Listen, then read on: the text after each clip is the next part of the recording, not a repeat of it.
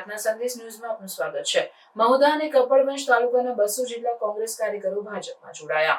સ્થાનિક સ્વરાજ્યની ચૂંટણીઓ પૈકી તાજેતરમાં સરપંચોની ચૂંટણીઓ યોજાઈ અને તેના પરિણામો પણ આવી ગયા, ત્યારે ગ્રામ વિસ્તારમાં હજુ પણ રાજકીય ઉથલપાથલ જોવા મળી રહી છે, જેના પગલે મહુધા અને કપડવંજ તાલુકાના 200 જેટલા કોંગ્રેસ કાર્યકરોએ પક્ષ સાથે છેડો ફાડી ભાજપનો ભગવો ખેસ ધારણ કરી લીધો છે।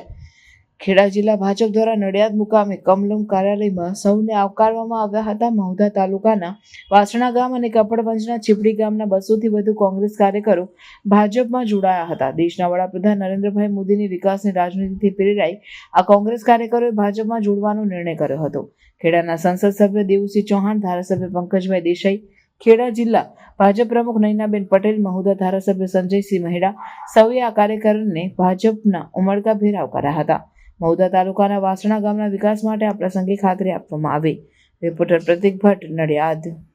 ખેડા જિલ્લાની મહુધા વિધાનસભાના વાસણા ગામ પંચાયતમાં ચૂંટણી હતી અને ચૂંટણી એટલા ઉત્સાહથી લડ્યા કે સરપંચશ્રી, એમની ટીમ અને સમગ્ર ગ્રામ ભારતીય જનતા પાર્ટીમાં જોડાવા માટે ખેડા જિલ્લા કમલમ કાર્યાલયમાં 3 લક્ઝરી ભરાઈને આખું ગામ જ્યારે ભારતીય જનતા પાર્ટીમાં જોડાવા માટે આવ્યા હોય ત્યારે ખૂબ આનંદનો દિવસ કહેવાય કે ખેડા જિલ્લામાં આ રીતે આખું ગામ જોડાયું હશે એવું ગુજરાતનો આ પહેલો કિસ્સો હશે, એટલે અમારા માટે ખૂબ આનંદની વાત છે।